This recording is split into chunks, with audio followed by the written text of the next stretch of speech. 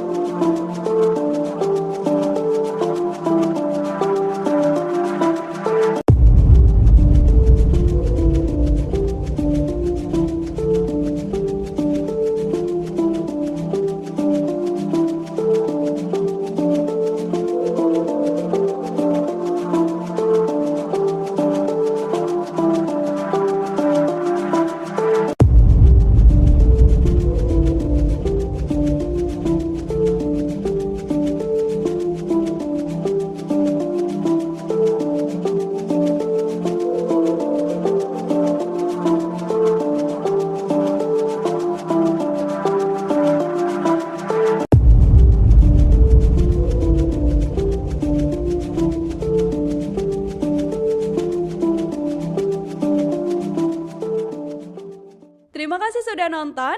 Jangan lupa like, subscribe, dan share ya.